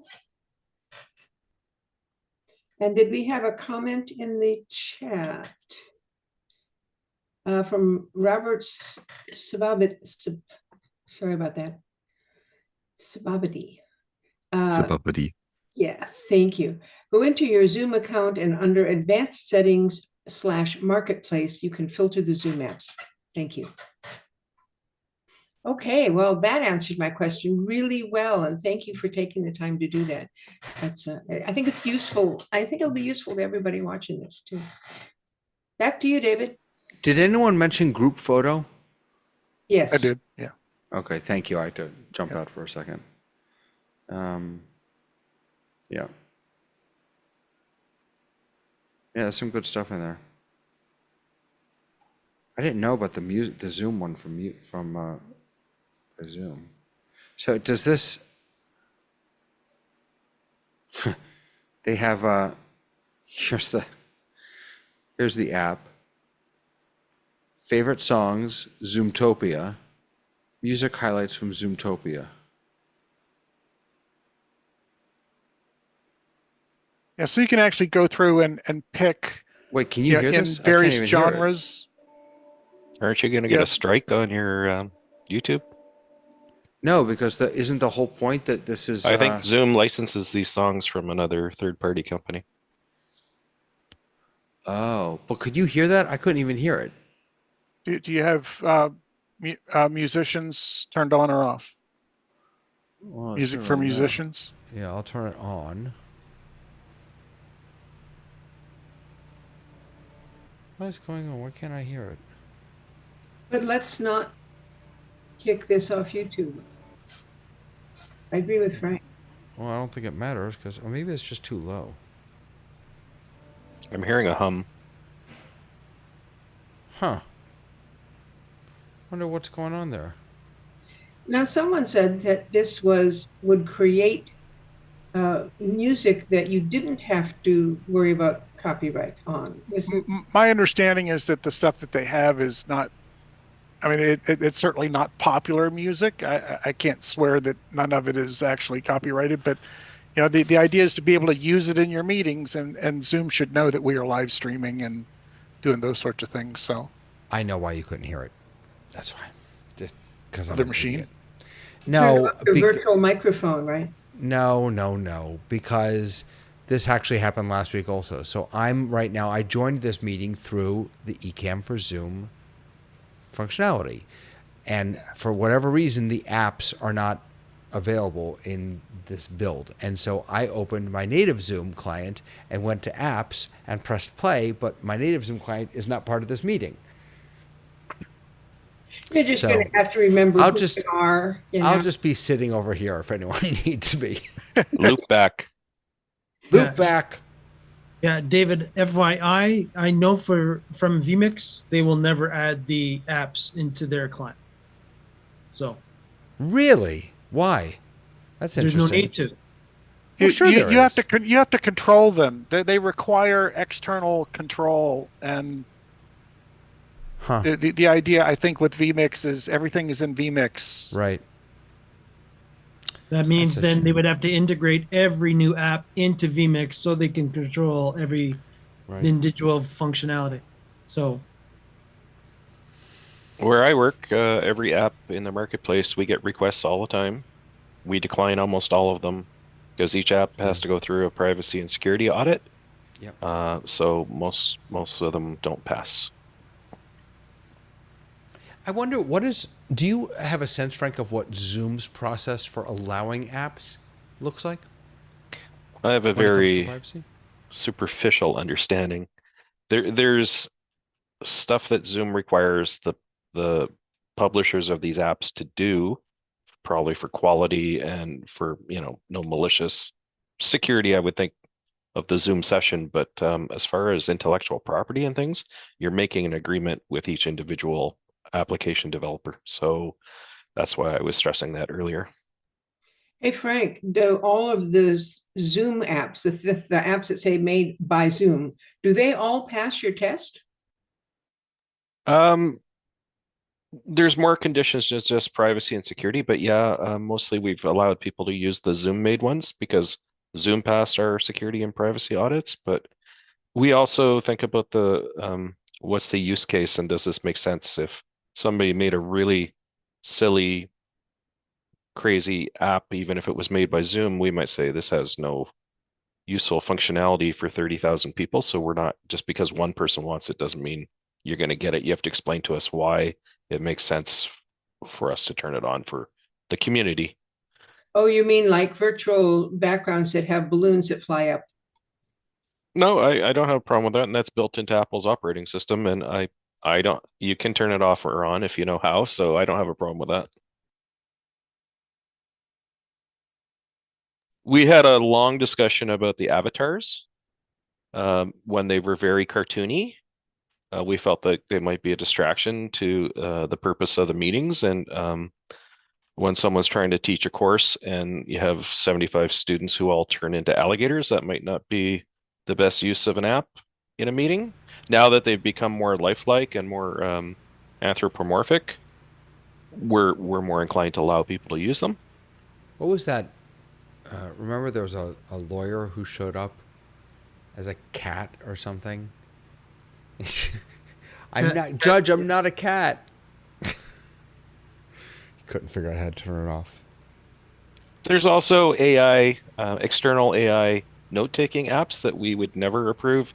They're too invasive, and they've become quite a nuisance for many people in the Zoom community. They do have some redeeming qualities, but I think Zoom is offering most of the functionality natively in Zoom, and these other ones have some business practices that I don't think are very user-friendly.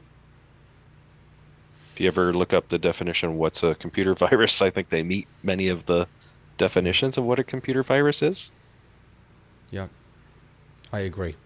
Every time when I come in and there's an otter.ai or this.that, or I can't, yeah. Incidentally, quick update. The plan is to have one or both of the developers with us on the 7th, and we will have a discount code for watchers, for people in the kitchen. So for anyone who wants to try it, you'll have a discount code. All right. There's one thing. Well, maybe a couple things actually. This is actually quite a large release. It's just not all stuff that we have talked about. Now this is, yeah. So we've got a persistent more menu, and this is in the client itself, not in. This is not the more menu in the meeting, and it says that you can click on any item in the more menu to automatically pin it to the toolbar, which incidentally is what happens now in the meeting. If you click on more and you click on breakout rooms, not only will it open the breakout rooms panel, it'll put it in your on your dock below. So that's coming apparently to the app itself. Could you spotlight, please? Surely. And if you attempt to move all product tabs into the more menu, you'll be notified that at least one tab must remain active. Wonder why that is. Yeah, you have to have something out there other than just the more menu. It's just but why? I wonder why. I mean, if you're looking to get a kind of a clean. Well, how can you have more if you don't have something? I mean, more has to be more of something. This is like a philosophical discussion. There, David. No, I love it. It's a philosophical discussion about the more. So David, what this highlights for me, and I did not know this, and I just tested it, is that you can actually drag the icons that are in your toolbar at the bottom over to the more icon. Right. To get them out of the way so you don't need them, rather than going into the reset, which drags everything over that doesn't need to be there. So that's kind of interesting. Yeah. I thought this was going to be for when you launch the desktop app. It's going to be on the desktop app.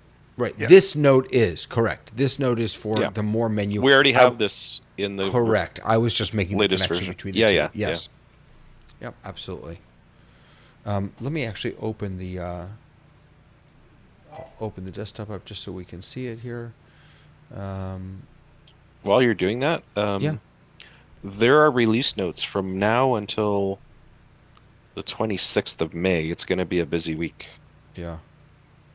So this is what they're talking about over here, as I understand it, that you will be able to, right now, if I click on notes, it actually did. It changed, but it's not pinned there. It doesn't stay there. So now if I click on mail, for example, it pops up, but it's not, as soon as I click away, it goes away. It's not pinned there. You can now drag these around. Like I don't use the calendar, so I can put that there. Oh, I can't. By the way, I just tested it out and I could put everything in more except for the audio and video icons. It's the only thing that wouldn't move. And the end button, or the leave button rather. That's true. I didn't try Right. to do that. So apparently, so that's interesting. It's not a big deal, but so in the client, That's in the desktop, in the Zoom client, yeah. What she's correct, in talking the about. client versus the app, which I understand we're talking about the same thing, but two different windows of the same thing. In the client, the active Zoom client, you can get rid of everything, I guess, but in the app, you have to keep one thing. Which, What's the difference between the client and the app? I thought that was just Windows and Mac terms. no, No. what I'm thinking is when I think of the app, I'm thinking of this thing right here. So this is what I think of, and when I think of the client, I'm probably not using the right terminology. When I think of the You're client, not using the right terminology anymore. They now call the client the app, the Zoom Marketplace app. okay. They went away from the word client because it was too confusing for people Okay. who aren't into technology. When I think of client, I think of the window that I'm looking at right now, the Zoom window with that the meeting is in, the meeting window. So Yeah. that you on your screen with the four dots, I mean the three blue and one orange, that's your home screen. That's not the meeting window. I'm thinking of the meeting window. Correct. Yeah. Right. Yes, but But this the new functionality coming Monday is where David's showing us Is with to the over here, three blue correct. and the one orange. exactly. On-site poll QR code sharing. That's Looking at exciting. this. I'm Yeah, excited so- about that one. So talk to us about this. Well, it kind of already existed, and I think Ray's talked about it when he went to Zoomtopia. They were able to have sort of a hybrid meeting where people online and people in the meeting could pull out their device and have a poll. And now there'll be a QR code, but it'll allow people, like where I work quite often, we have people in hybrid situations. People will be able to do polls in the room as well as people online. I haven't seen it And yet, but That would also allow multiple people in a Zoom room to all participate in the poll. That's and the very QR nice. code is a way to quickly get people. Let's say you're in a lecture hall or auditorium. On the screens in the room, the QR code will come up so people can whip out their phones who are there locally attending, and your phone can scan a QR code and take you directly to the poll without having to type in a long URL or something, right? How is this different than the functionality that I believe they already have that they've used at Zoomtopia of you can- Companion? Yeah.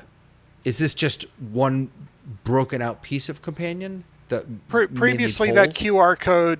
QR code was really only available if you either checked in-person or hybrid meeting. If you had a virtual meeting, there was no access to a QR code. And so I think this really makes it ubiquitously available to display wherever you are, I think. So I have a question on how this works. If I scan in a QR code on my phone, which is not in this meeting, is that going to some URL somewhere, or is that going into the meeting? How does that work? I'll let you know after it comes out. I haven't seen it, but I presume it's going to launch the poll on your It's gonna- device.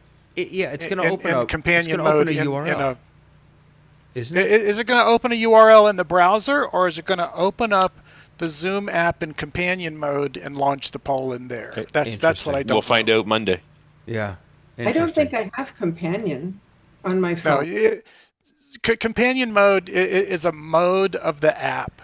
So it brings the app up, but leaves off your audio and video and allows you to do Q&A, allows you to read the translations, and allows you to answer polls and surveys and so forth. So It also Here's allows the you to big deal. transfer your from one device to another device. So you can go from your phone.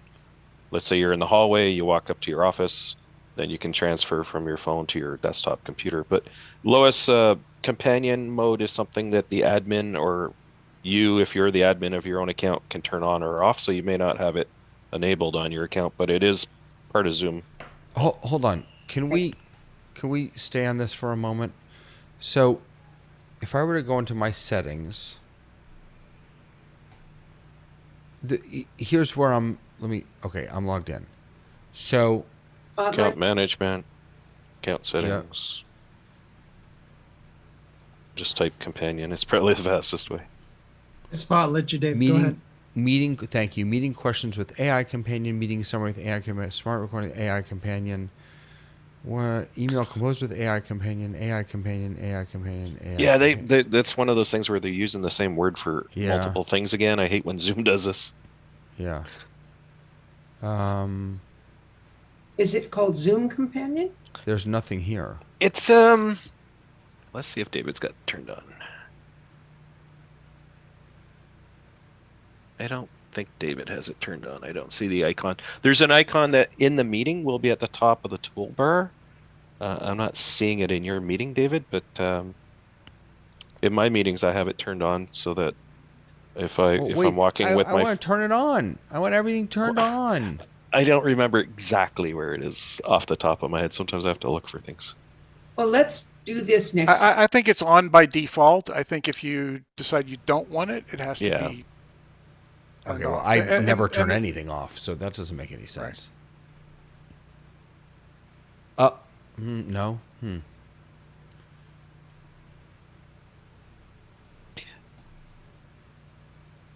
Settings. Companion mode. No.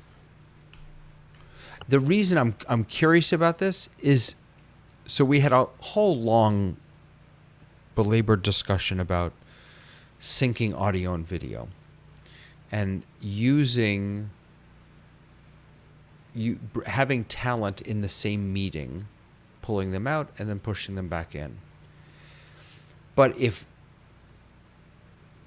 my talent could be in a separate meeting and join the participant meeting using companion mode, then they can still participate in the chat and the Q&A and the everything else. And then I hadn't really thought about that as a workaround, but you're right. Ray, you might know about this. This used to be a thing for Zoom rooms, and there used to be a way for the Zoom room to create an inaudible to human sound that your device would pick up. So I don't know if it leverages that technology anymore, but at one time you had to be in the location. Yeah, I don't know whether if you accidentally just joined the live meeting from inside the meeting room, is there something in Zoom that will go, no, you don't belong in the audio and video, I'm going to turn that off. But if you scan the QR code, it does immediately launch the Zoom app, but with video and audio turned off. And that's what they call companion mode. David? Wait, search we for companion mode. We know. We just got bombed.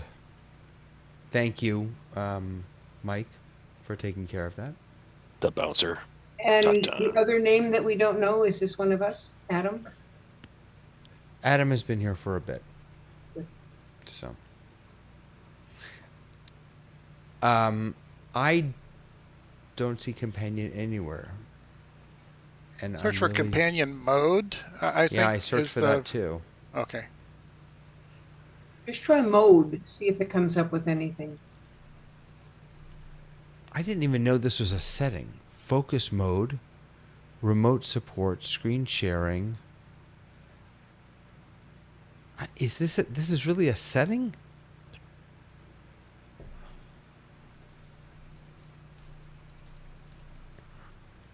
It might be in Zoom room setup.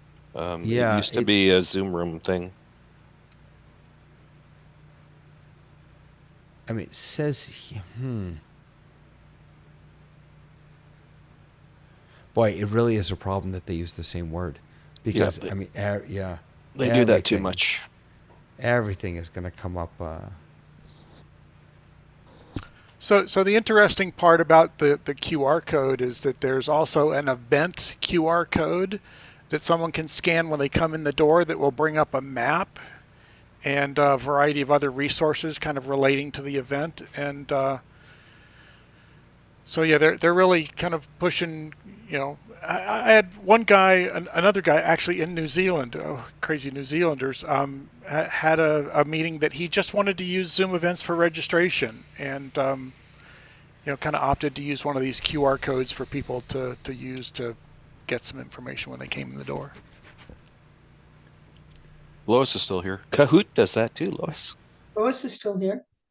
What? I said Kahoot can do these kind of things, but they're not integrated the way. But you can definitely do a lot of this kind of stuff with Kahoot or Poll Everywhere, or there's lots of tools like that. I've actually heard of folks now making their business cards with a QR code, personal. Oh, yeah. thing, and then that takes them to, and I said, and where does that go? And the answer was, a QR code can be for anything. I was like, okay.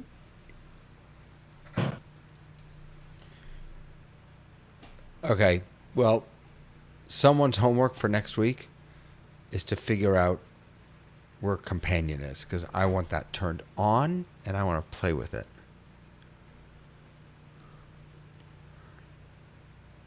It's not under AI Companion. You know, David, I bet if you went to the Zoom website and searched, you'd find it. As long as you put a -AI in there. Let's keep doing the release notes instead of searching for something for 10 minutes. All right, fine. Okay. You're going to have to edit this video anyway. Pull QR code sharing. We did that. Okay. Webinar. Enhancements to webinar join experience and email collection. Spotlight, please. Yes, I'm with you. Everyone's Thank on you. your case.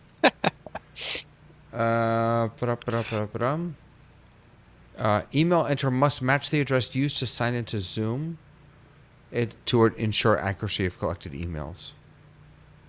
Right. This is for if someone, I can absolutely see myself doing this.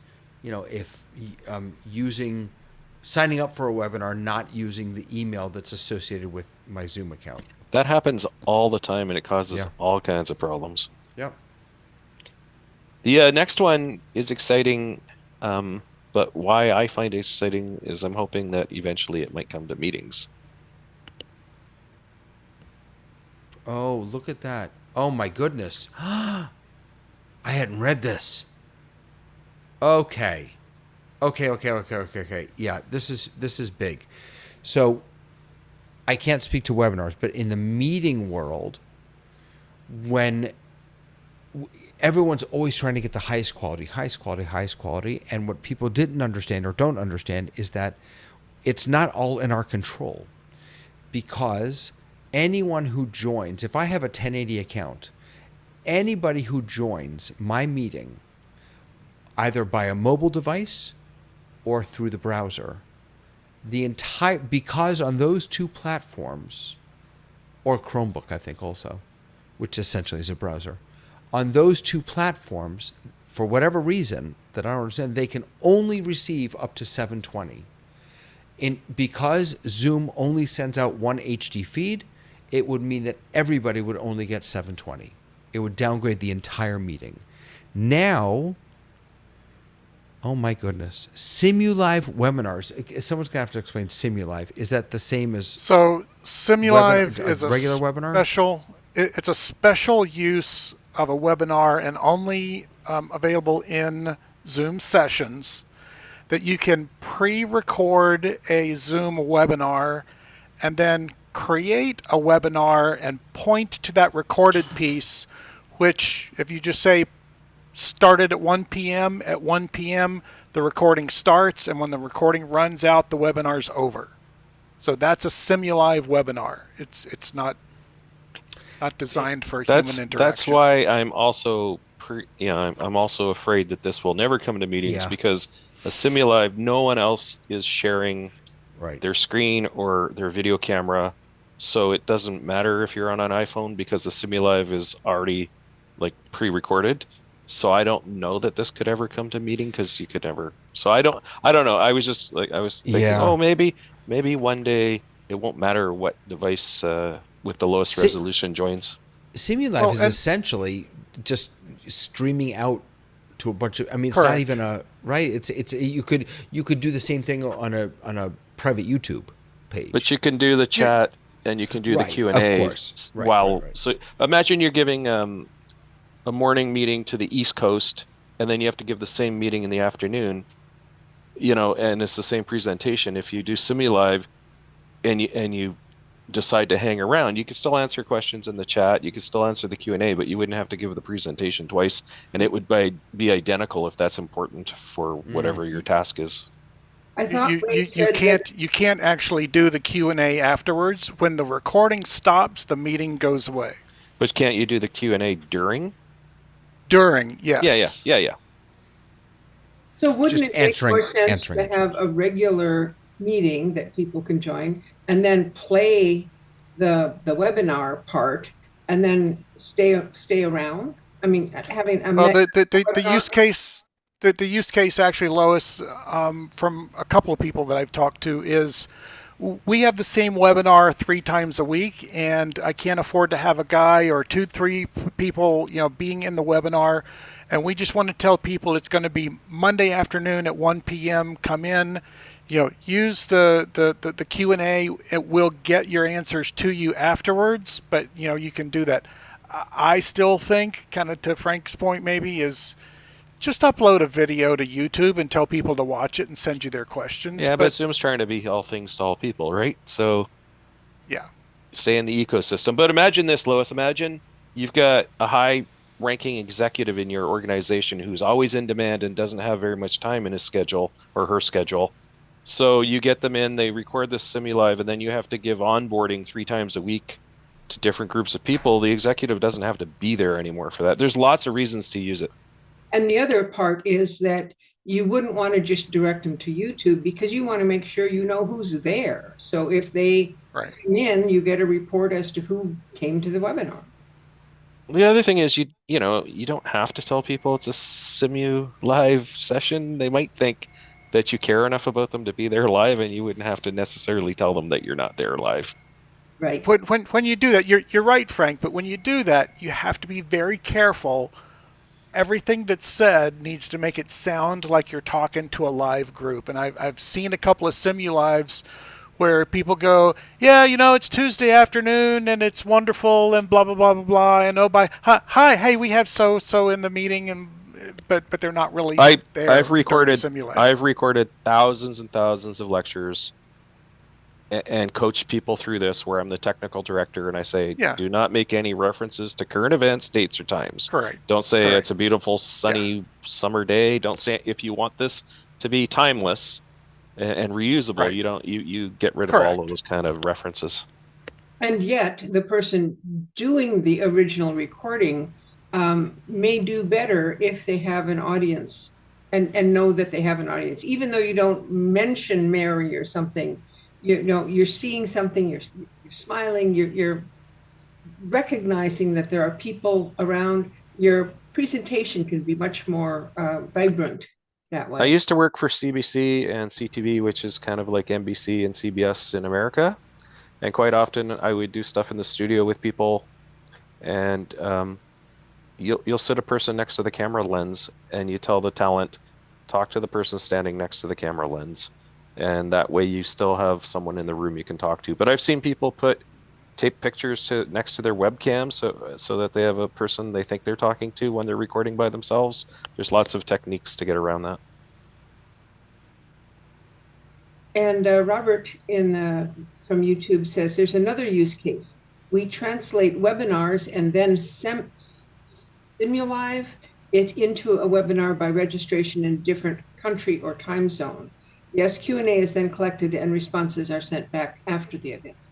So when you have translation, that makes total sense to have 3 versions and of the thing.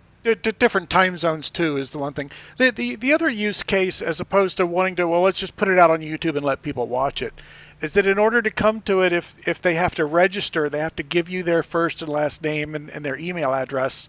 And so for a marketing perspective, you really do want people to give you that stuff in order to get the information.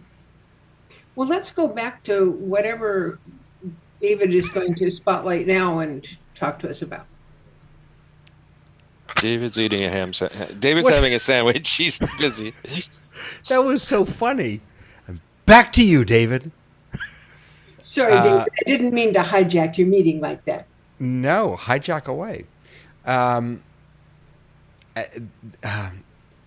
was really excited about this until you explained Simulife. Okay. Because I agree with you, Frank. I don't think this is the first step to it coming necessarily. Team chat features. Yeah. Team chat. Badge notification. Oh, they're getting rid of the red dots. Bolded channel names. I like that better. This is, let me see if I can pull this up so we can see it. Does anybody actually use this team chat badge notification stuff? Lots and lots and lots of people. Hundreds of thousands, millions of people. Do you use Slack? No. Okay, so you're not the target audience, but for And individuals typically don't, but anyone with really a lot of business within Zoom and out of Zoom as well, obviously. But it's the Slack of Zoom. Or Teams, if you're a Microsoft person. Yeah. So here is. Let me open it up just so you can see. Oh, that didn't work. Oh my gosh, really? On my buttons are failing me. On your Stream Deck? Yeah, there's something in the latest Stream Deck that's really it's a real problem. Yeah, that's frustrating. Okay. Here we go. Stream Deck versus Companion, correct? Yeah, no, Stream Deck, not Companion. So, so I guess it's replacing this right here with, it's going to make this bold. Which makes sense, I guess, right? I don't know. It's just different. Yeah. Is it just bold when there's something there, something new? Yes. Something new. Right. Yeah. Right. And then, if you write down replace with bold type, chats apps have the default setting down tier 1 chats. What are tier? Dear Lord. Oh, I see. Tier 1 is like urgent, like one-on-ones, group chats, meeting chats. Then you've got channels and apps chats. Then you've got muted chats. Okay. They're going to tell us when we need to shut up and stop talking.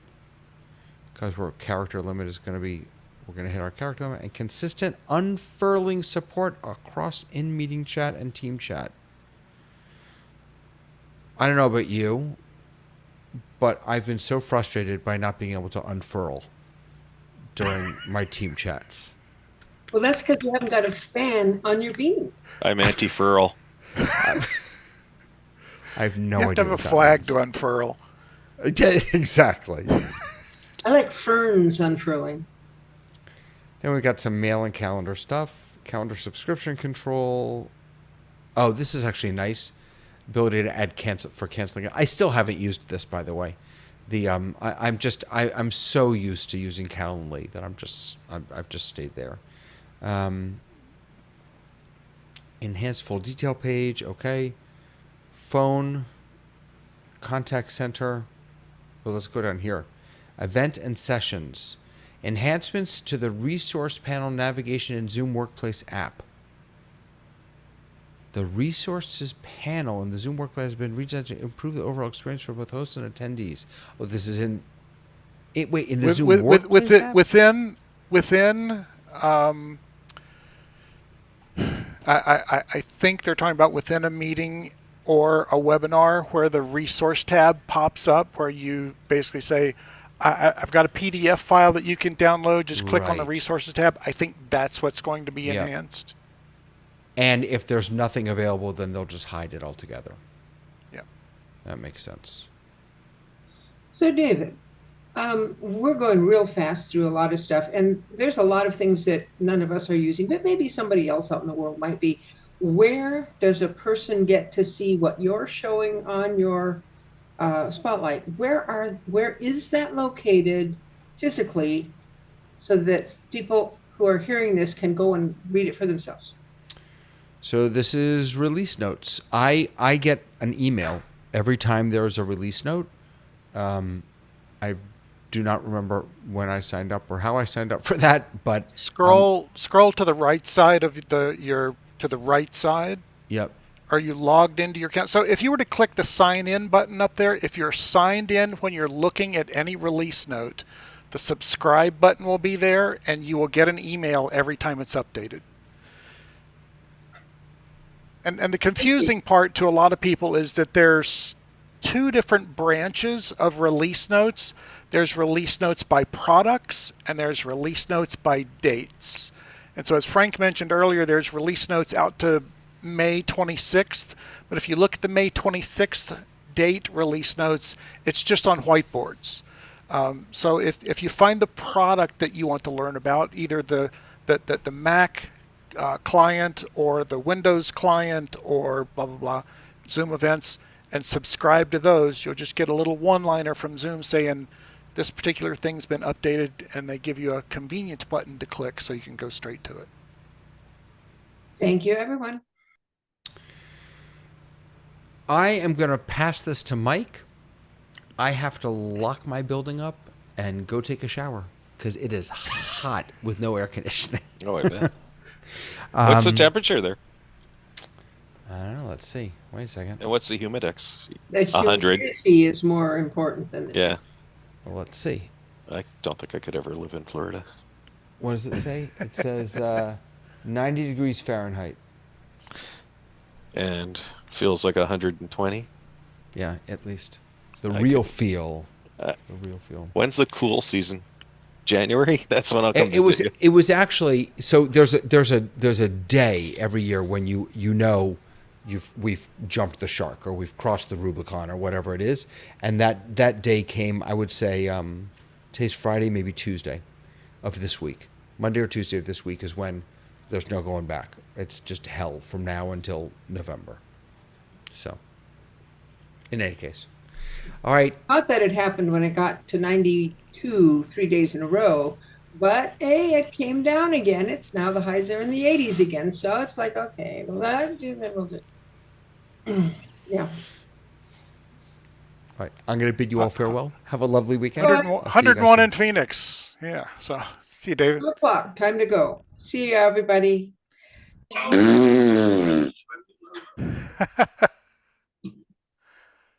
Okay.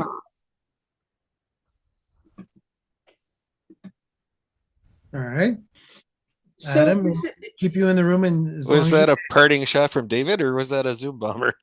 I think That- it was- not quite sure. Mike, is this program going to get edited before it's made permanent on YouTube? Is somebody going to come in and clip the little that lady out of there? To my knowledge, that is up to David. David has the admin access to it. So I don't know. Normally we do not. But Well, normally we don't have either. well, yeah, true. Okay, bye all. Bye-bye. Okay. Are So we done? I guess we could be wrapping up on YouTube. On that note, since Lois said bye to everybody, we might as well say bye to everybody on YouTube, and we can go into the dining room if you want. And as I call it, dining room.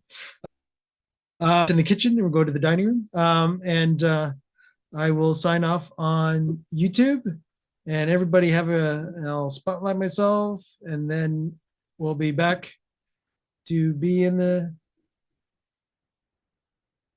dining room shortly.